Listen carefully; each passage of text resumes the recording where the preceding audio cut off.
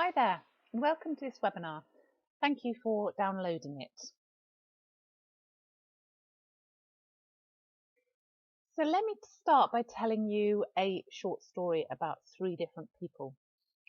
Jenny had an ear infection about 5 or 6 years ago. Since then, she's had low-grade illnesses every winter, usually quite a few colds, sometimes a few other infections. Some are just gone. She felt very low. She found herself putting on weight. Her motivation was gone. She started to have hot flushes, and she stopped cooking good food because she had very little energy at the end of each day. Exercising went out of the window, and she found that her health was beginning to compromise her quality of life and her time with her family. Jenny really wanted to get her mojo back, but she didn't really understand how she'd got to this point. And when I first had a conversation with Jenny, we linked her deterioration in her health back to the antibiotics that she had had for her ear infection some years ago. Mary had a number of illnesses as a teenager, so tonsillitis, ear infections, and she had had a course of antibiotics on a regular basis as a teenager. And after she had those antibiotics, she started to gain a little bit of weight. By the time she was 16, she was on thyroxine. By the time she was 18, she started to develop some skin conditions, psoriasis and eczema predominantly, all over her back and in the kind of creases of her elbows and her knees. A few years later, she started to develop some joint pain. She was struggling with the quality of her sleep, and the doctors had suggested that she go on antidepressants. She had IBS every day, and it was again starting to compromise her quality of life. And every time she went back to the doctors, he treated each different issue as a separate issue. So the joint pain he treated with painkillers, the IBS he treated with Buscopan, the sleeping problems he treated with sleeping medication. By the time she was in her late 20s, she had been diagnosed with she'd been diagnosed with some markers in her blood that indicated she was heading for an autoimmune condition. And early 30s, she was diagnosed with fibromyalgia. She really wanted to change her health and start again, if you like, discover a new her, but she didn't know where to start. And then lastly, Sue, about 15 years ago, had had a streptococcal knee infection, and she'd had about 25 days of antibiotics. Fast forward 3 or 4 years, and she was a busy self-employed mum, but was having to take a sleep in the afternoon because she was exhausted all the time. She was getting thrush on a regular basis. Her skin condition, she's got some psoriasis on her feet that she could never clear up, and her sleep was deteriorating. She also was struggling to digest food properly. It was going straight through her on a daily basis. Jenny and Mary were clients of mine. Sue is me. I had that intestinal health problem that started to have a huge knock-on effect to the rest of my health and to my quality of life. It was affecting my business, it was affecting how I interact with my children, and it was generally just really starting to compromise everything I did on a day-to-day basis. So I went on my own journey of healing my intestine, and over a course of a period of time, I focused on changing the way I ate, on feeding the bacteria in my intestine and helping to establish it, and taking a number of supplements that allowed me to heal my intestine from the inside out. So the foundation of our good health really does start at the core level, which is the microbiome. There's a 2,500-year-old saying all disease begins in the intestine. If our intestine is not working properly, that can have a huge impact on how we function, how our health is externally. Any symptoms that come to the surface, whether it's thyroid function, whether it's skin conditions, whether it's bloating, whether it's poor sleep or menopause conditions, those are all signs that internally something is out of alignment, and usually that can be linked back to the health of the microbiome, the bacteria that lives in us and on us. So the microbiome is made up of trillions and trillions of tiny bacteria and fungi that live on us and in us. We're actually only 10% human. We are 90% bacteria in our skin, up our nose, in our ears, in the birth canal, and predominantly in our intestine, also in our mouth as well. And having the correct balance of good to bad bacteria is super important to our health. The bacteria in the intestine predominantly help to create neurotransmitters like serotonin, the feel-good hormone, melatonin, the hormone that helps us to sleep. But it's also important in creating B vitamins, and B vitamins help us to cope in times of stress. So anything that is going on in our intestine will come out in our emotions, because we have a direct link between the intestine and the brain called the vagus nerve. So if we are not producing B vitamins effectively, we won't be able to cope with stress. If we're not producing enough melatonin, we won't be able to sleep efficiently, etc., etc. So there is this direct link between the brain and the intestine. Anything that's going on in the intestine comes out externally as an external symptom. So if you have something that you can't put your finger on, you can't get on top of, it's usually because the intestinal system is out of alignment. And often that can be linked back to a number of things, whether it's antibiotics, it might be a stressful life stage, or it might just be that you haven't been nourishing the microbiome effectively for a long period of time.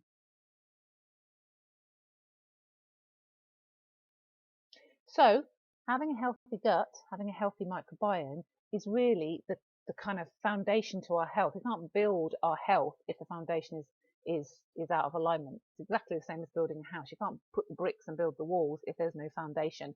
And the microbiome is the foundation to our health. It has an impact on our brain, on our nerves, our nervous system, on our immunity, on the way we metabolize food, and how we if we gain weight. Has an impact on our sleep, our energy levels, our mental clarity, skin conditions, right across the board. A healthy microbiome is vital, and if there are symptoms coming to the surface, it's usually a sign that the microbiome is out of alignment.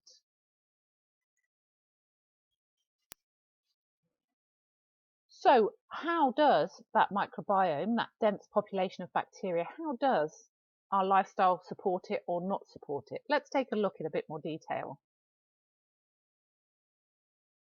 So there's a number of factors that are involved with having a healthy microbiome. It depends on a good diet. It depends on how reliant we are on medications, how much alcohol we drink, whether we're exposed to environmental toxicity, the stress that we have going on in our life, and the way we choose to live our life, whether it's active or sedentary. So we'll look at each one in a little bit more detail. Our diets now are designed for taste, they're not designed for health. So we have a lot of foods that have long shelf life. They are injected with a lot of chemical preservatives to give them that long shelf life. We have foods that are very high in sugar and bad fats, because that makes them cheap to produce. And we have foods that are kept in cold storage for long periods of time, particularly things that some of the fresh produce, or supposedly fresh produce, apples, bananas, they will be picked before they are ripe and kept in cold storage before they go on to the supermarket shelves. And a good example is an apple. The half-life of the nutrient content in an apple is a month. So for every month an apple is kept in cold storage, it's reducing its nutrient content by a half. So a diet that is now created for taste and not for health means that it's not feeding the good bacteria, the microbiome population. Our overuse of medication and antibiotics is massive as far as microbiome population is concerned. So antibiotics will kill all bacteria. It doesn't matter whether they're good or bad bacteria. So periods where we've used antibiotics, if we don't do the repair work afterwards, we can see more harmful bacteria being established in the gut, in the microbiome population, rather than the healthy balance of good to bad bacteria that there should be. Medications like contraceptive pill and HRT, sleeping medications, all of these have an impact on the healthy functioning of the gut wall. And also it's really important to know as well that when a baby is born, as they pass down the birth canal, they're taking gulps of microbiome fluid basically. And this helps to establish the baby's microbiome in the first place. So the first 3 months of life are super important for a baby. And if the baby is not able to take those gulps of fluid, so they are a C-section birth, that will compromise the baby's ability to form microbiome. And that might be seen in teenage years as acne, or it might be seen as ear infections at a young age, lots of childhood infections. And also if mum is breastfeeding and had antibiotics for an infection, that will have an impact on baby's microbiome as well. So medication, antibiotics, the way the baby is born, all of these will have an impact on microbiome population, will have an impact later in life, often 20 years down the line. An impact from regular periods of antibiotics as a child for tonsillitis, for example, can come out as symptoms coming to the surface 20 years later because the microbiome population is very flat and there isn't the diverse range that there should be of good to bad bacteria. Alcohol, we tend to use alcohol to de-stress at the end of the day, but unfortunately alcohol is full of sugar and that will feed the bad bacteria and the yeast in the intestine, which will destroy the good bacteria that there is in the intestine. It will also put pressure on the liver, so it can compromise our hormone balance as well. But alcohol has no real benefit to the microbiome at all, and it's got no nutritional value to us either. So even just one glass of wine can tip the balance of the microbiome out of alignment to mean that the bad bacteria gets hold. And environmental toxicity that we are exposed to, which is something that is really hard to control. I mean, we can control certain things like skincare products, so we can choose cleaner skincare products because our skin is very porous and it will absorb toxins from the products that we are putting on our skin. But we're also exposed to hormones in tap water, for example, pesticides and fertilizers on our food that we eat, pollution in the air, and we can't control these things. And they do have an impact on the health of the microbiome. They create a toxicity in our intestine that will destroy the bacteria and start to destroy the integrity of the gut wall. So these toxins, keeping our liver clean so that we can clear these toxins out of the system quickly, and having a good fibrous diet is really important so that those toxins can be bound to the fiber and expelled out of the system before they can have an impact on the gut wall or on our hormone balance and this kind of thing. And then stress. Stress has been scientifically shown that it damages the gut bacteria. And this is because when we release a hormone called cortisol when we are stressed, and that cortisol, that hormone, will have an impact and destroy the good bacteria and the balance of the good bacteria.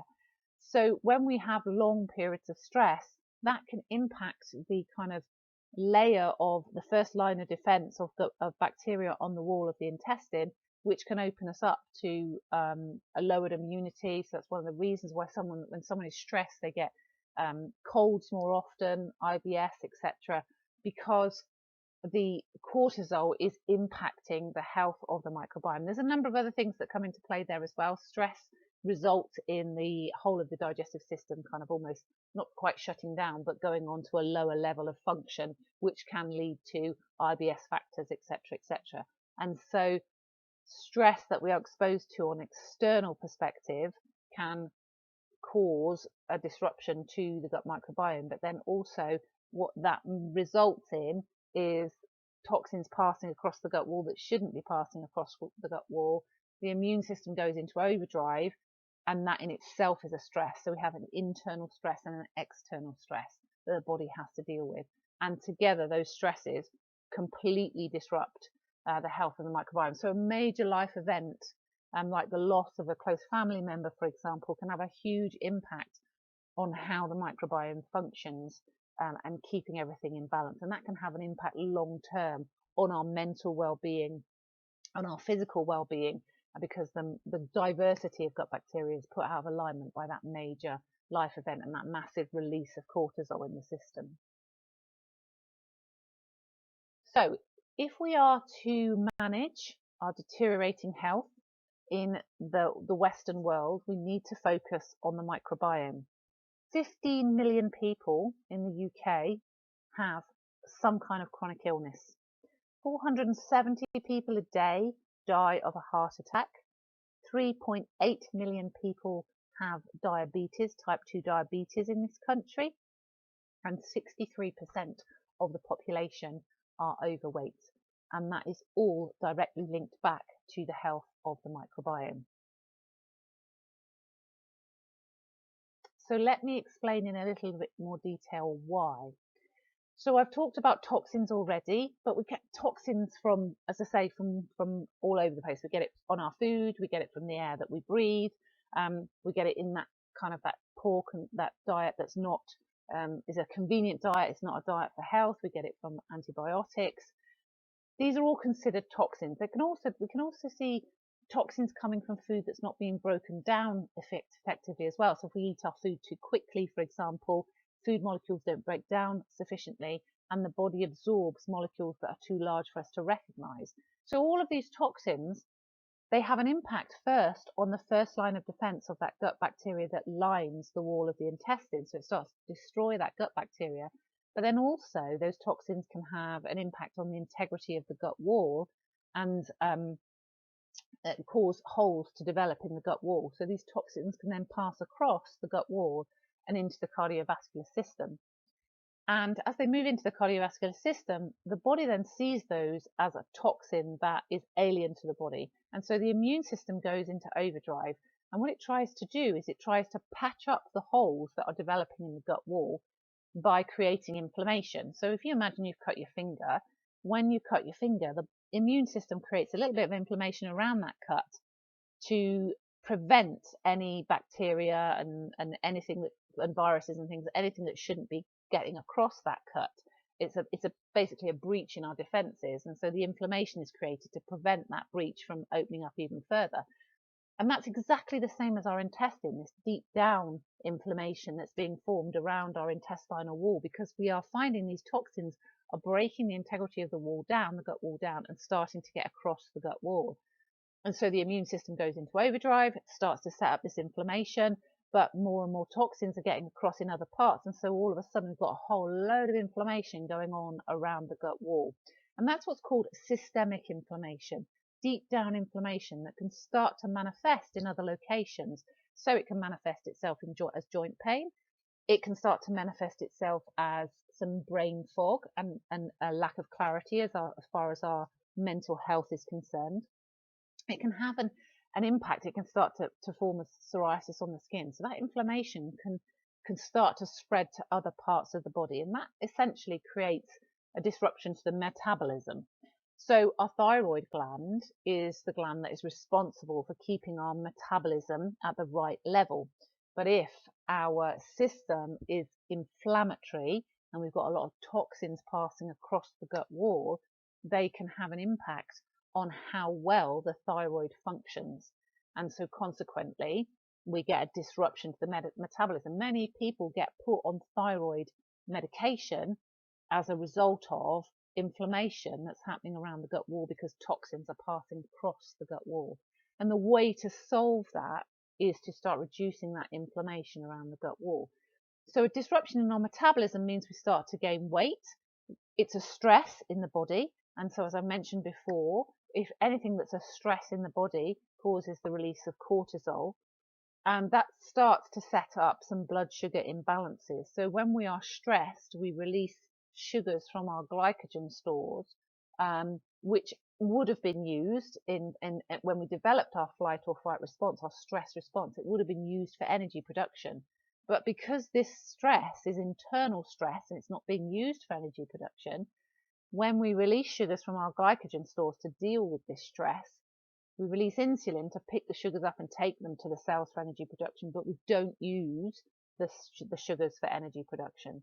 So what ends up happening is the insulin has got this sugar attached to it and it doesn't know what to do with it. The cells start to shut down from the insulin, become resistant to the insulin, and so the insulin then has to take the sugar somewhere else, and it takes it basically to the liver where it's the sugars have converted into triglycerides and it's laid down as fat because the body doesn't know what else to do with these sugars that are constantly being released in our state of stress. So we start to see some weight gain, and when cortisol levels are high, cortisol is also a hormone that blocks the burning of fat for fuel. So we start to see weight gain that becomes what we call stubborn weight. We can't shift it because there's all this inflammation going on in the system and our hormones are out of balance and our cortisol levels are too high. And that fat, that weight gain that we start to see creates its own ecosystem, if you like, of other hormones that start to send the wrong messages out, so start to tell us that we're actually hungry when we're not and prevent us from ever feeling full. And that then has a further impact on our cardiovascular system, on our digestive system. So we start to see increases in cardiovascular disease, maybe a blood pressure rises because of the impact on the liver from the sugars being converted into triglycerides. We start to see some cholesterol, our cholesterol levels rising. The mental health starts to be compromised. So there's a huge range of issues that come as a result of those toxins passing across the gut wall. So going back to what we said originally, all disease begins in the gut. If we fix the intestinal wall and the health of the microbiome, we can solve the long-term problems.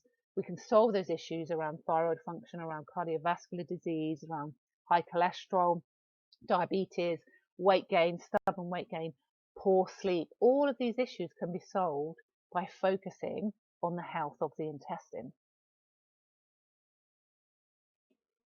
So when our intestine is not working properly, we start to see first symptoms coming to the surface might be tiredness and poor sleep. Then we might get some hormone imbalance, maybe it's thyroid function, maybe it's menopause problems.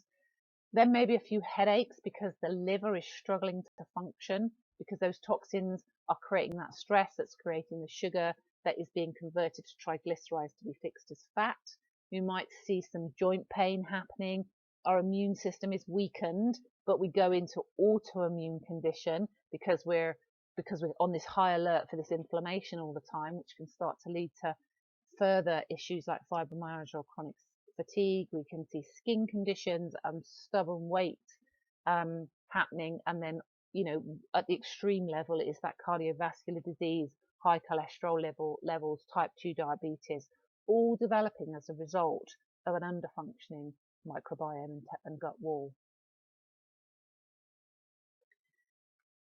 So how would it feel to have boundless daily energy, to have clear, healthy skin with strong nails, to sleep really well every night, wake up in the morning bouncing out of bed, feeling like you've had deep, refreshing sleep, to have hormones in balance, to have no PMT or no symptoms of menopause, to be completely mentally clear, focused and targeted and productive on a day-to-day basis.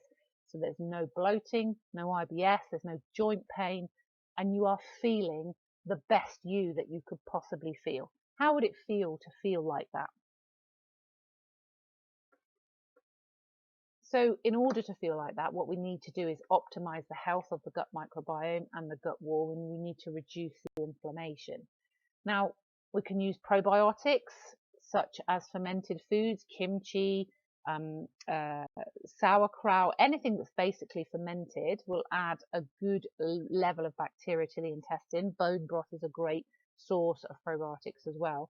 But then we also need to consume prebiotics that will feed the good bacteria and help the gut bacteria to flourish. So they come in the forms of sort of green foods, high fiber foods, garlic, leeks, onions, all great prebiotic foods. Having something green with every meal creates fiber so that the waste can pass through our intestine much more efficiently, and we can draw those toxins out of the intestine efficiently. But also dark green foods have lots of antioxidants in them as well, which are very powerful anti-inflammatories. And because they're quite fibrous as well, they will help to feed the good bacteria. We need to think about removing refined and processed foods from our diet, keeping away from the sugar that will feed the yeast, the cheap fats, the alcohol, gluten, dairy, all put a stress on the integrity of the gut wall as well. So trying to keep those to a minimum in our diet. And eating protein for breakfast, which will help to create a better blood sugar balance throughout the course of the day, because protein is a much slower release of sugars into our bloodstream, which doesn't have the same relationship with insulin, which means we can start to calm down some of the stress that's created from those huge blood sugar imbalances that are being caused by the fact there's inflammation around the gut wall. Now, I mentioned at the beginning that I'd had my own intestinal health problem, and it took me 18 months to heal my intestine by following that regime and by feeding my intestine with pre and probiotics to help everything re-establish and for the integrity of the gut wall to get back to where it should be. But you can actually achieve a lot now in a much shorter space of time. So Pure 21 is a 21-day elite health challenge that will allow for the reset of the intestinal wall, for the re-establishment of the gut bacteria, and will solve many of our health issues on a day-to-day basis. Sometimes our intestine has been knocked, our intestinal wall and our bacteria has been knocked by the result of, let's say, some antibiotics in our 20s. And although there aren't any real problems coming to the surface, the issue is that the bacterial diversity has never really been able to re-establish itself.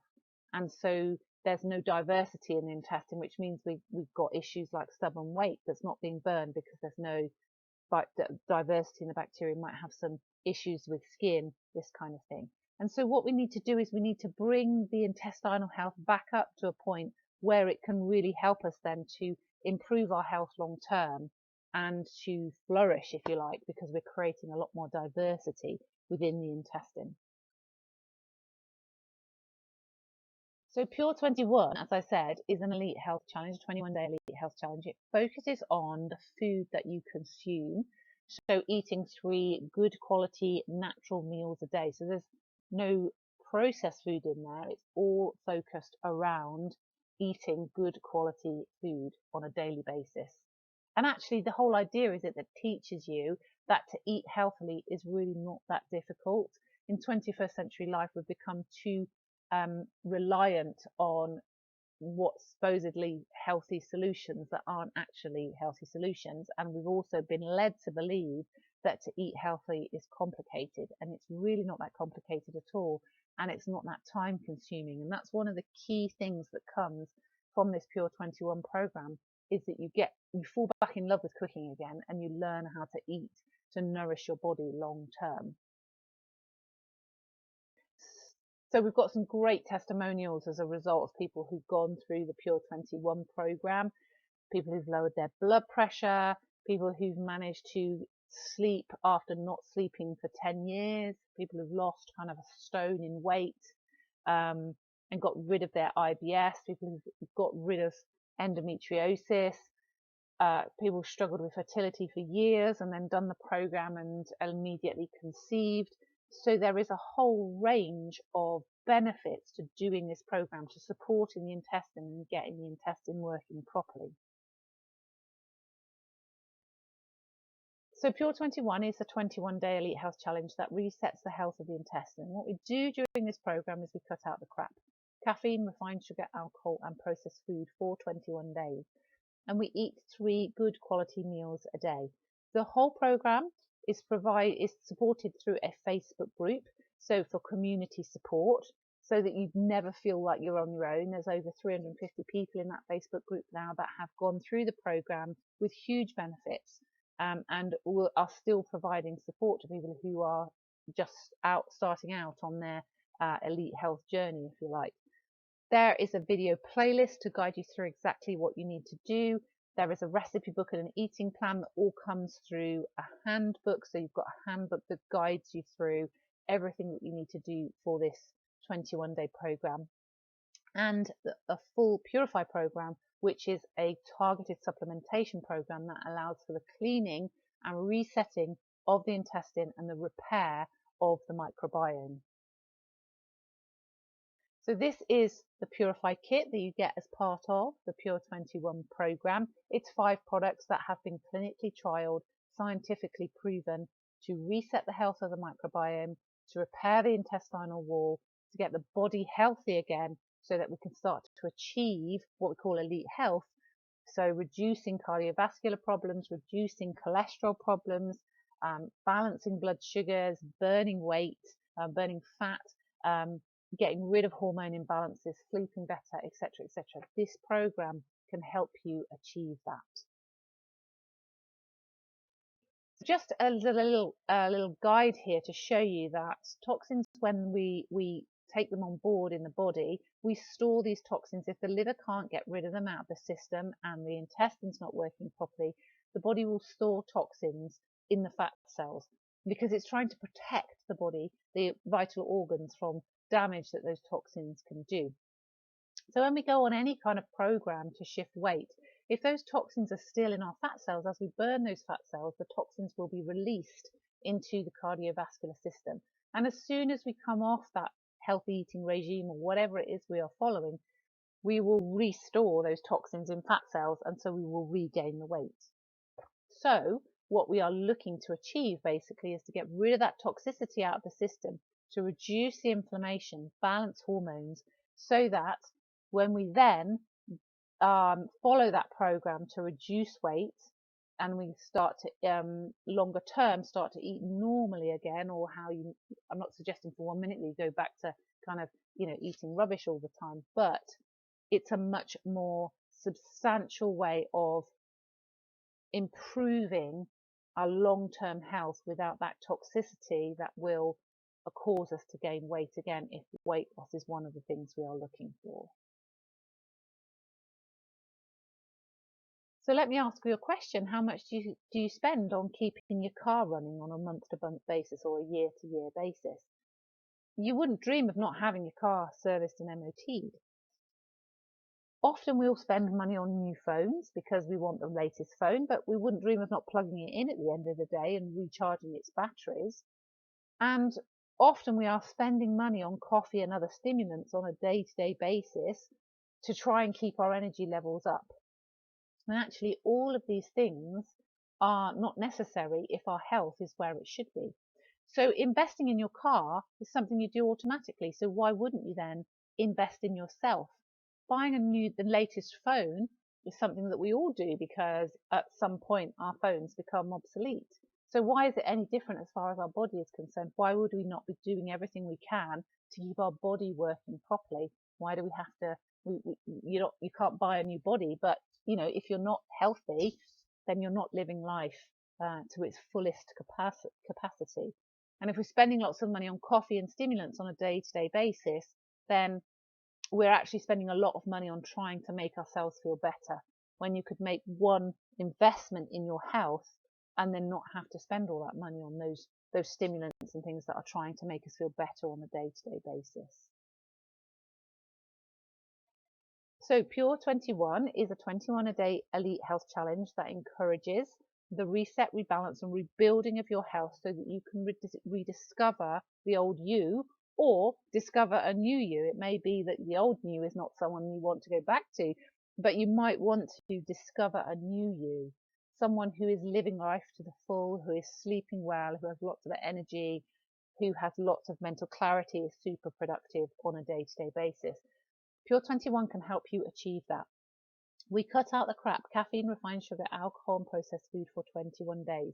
The whole program is fully supported by a Facebook group and a handbook with a video playlist that keeps you supported, knowing exactly what you're doing from one day to the next. It's a very simple, realistic program to follow. It's not complicated. It takes you to falling back in love with nourishing your body, feeling energized, and being able to live, as I said, the best version of yourself that you could be. So if you would like to know how to get involved with Pure 21, go back to the person that introduced you to the webinar and have a conversation with them. Or if you don't know who it was, just email me, sue@suethomas.org, and I can guide you as to how you can access the Pure 21 program. So all that does is leave me to say thank you very much for listening. I hope you enjoyed this short webinar around intestinal health. I hope you learned a lot that you can then start to apply to your life on a day-to-day basis. Thanks again. Take care. Bye-bye.